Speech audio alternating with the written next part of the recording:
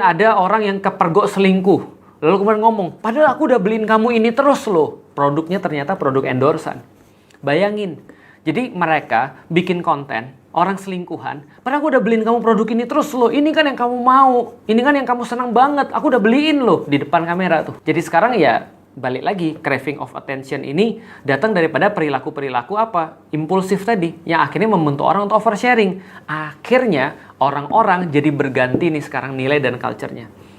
Akhirnya, semua hal yang membawa exposure orang menjadi sesuatu komoditas atau nilai tukar. Permasalahan bukan lagi jadi sesuatu yang harus diselesaikan atau menjadi aib yang harus ditutupin, tapi menjadi komoditas yang bisa ditukar dengan exposure atau sama dengan uang. Ini problem nih menurutku. Karena kenapa? Karena sekarang kita lihat permasalahan tidak pernah datang daripada satu sisi. Orang yang cerai, suami istri, sama ternyata perilakunya, oversharing. Ini problemnya nih. Aku nggak ngerti gimana ceritanya kalian bisa mengkonversi atau ada orang bisa mengkonversi kesalahan hidupnya atau mengkonversi keapesan dirinya lah, oke lah. Mengkonversi keapesan dirinya menjadi exposure. Serius aku nggak ngerti. Aku nggak ngerti. Kenapa? Karena aku pernah nonton satu konten dan kontennya kritik sosial sih. Konten ini tentang ada orang yang nyeritain perbedaan generasi dalam menghadapi satu permasalahan. Jadi cerita ada bapak-bapak, misalnya bapak-bapak boomers ketika dibilang, Pak, anakmu hamil, langsung digampar tuh. Mana laki-laki yang menghamil kamu? Langsung digampar.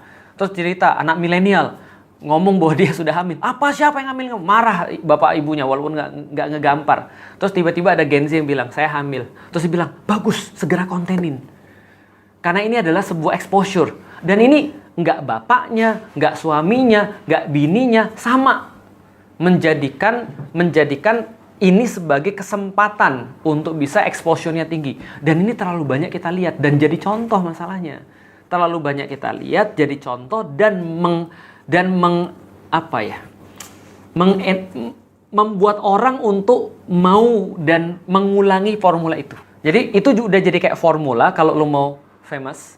Kalau lu from nothing to something, kamu mau jadi kayak gitu, kamu harus punya exposure. Karena sekarang tuh orang berebut untuk dapat exposure dengan segala cara. Mandi lumpur sudah nggak berhasil, makan sabun udah nggak berhasil, lalu kemudian flash mob sudah nggak berhasil, lalu kemudian joget-joget berjamaah sudah nggak berhasil. Mereka perlu yang baru, apa? Jual cerita perselingkuhan, jual cerita terus kemudian dengan suaminya.